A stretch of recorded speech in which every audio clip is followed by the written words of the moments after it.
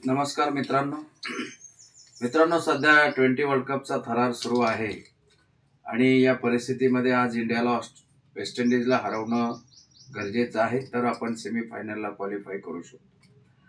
या वर्ल्ड कपमध्ये स्टार्टला अभिषेक शर्माचा फॉर्म नव्हता, पण झिम्बाब्वे विरुद्ध त्याने चांगली बॅटिंग केली. आता 20 क्रिकेटमध्ये काहीही होऊ शकतं. कुठलीही टीम कुठल्याही टीमला हरवू शकते, की जसं झिम्बाब्वेने ऑस्ट्रेलियाला हरवलं आणि ते क्वालिफाय होऊ शकले नाही.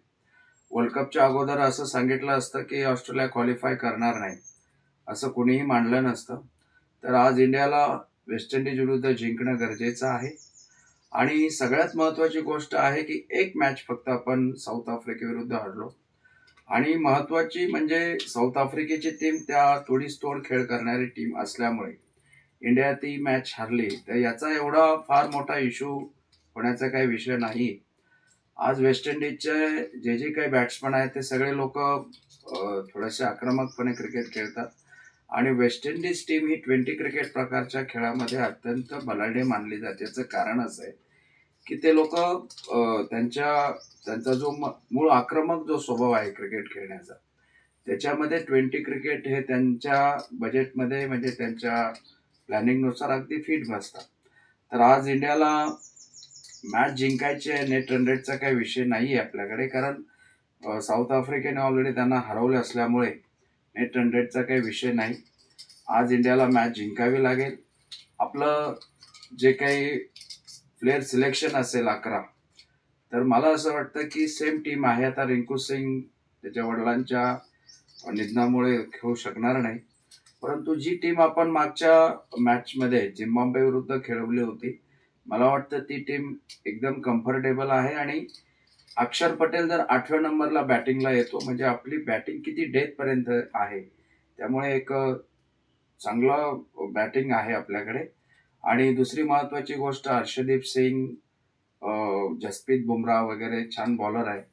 एकच कन्सर्न विषय राहिला तो म्हणजे झिम्बाब्वे विरुद्ध शिवम दुबेला आपण 2 ओव्हर दिल्या. त्या 2 ओव्हरमध्ये 46 धावा काढल्या गेल्या. मला असं वाटतं की शिवम दुबेला किती बॉलिंग द्यायची याच्या संदर्भातलं टीम मॅनेजमेंटचं तर प्लॅनिंग असेलच, परंतु वेस्ट इंडिजच्या बॅट्समनना हलक्यात घेऊन चालणार नाही. त्यांनी जर चांगल्या प्रकारच्या पार्टनरशिप बनवल्या तर ते आपल्याला कठीण होऊ शकतं. त्यामुळे आपल्या बॉलर्सना नियंत्रित टप्प्यावर बॉलिंग करावी लागेल. जसप्रीत बुमराह आपलं प्रमुख अस्त्र आहे. हर्षदीप त्याला छान साथ देतोय. दुसरी महत्त्वाची गोष्ट की एक प्रॉब्लेम झाला होता की दक्षिण आफ्रिकेच्या बॅट्समनने वरुण चक्रवर्तीवर आक्रमण केलं होतं. त्याच्यामुळे थोडीशी बॉलिंग आपली गोंधळल्यासारखी स्थिती आपली होती जी साऊथ आफ्रिकेविरुद्धच्या मॅचला.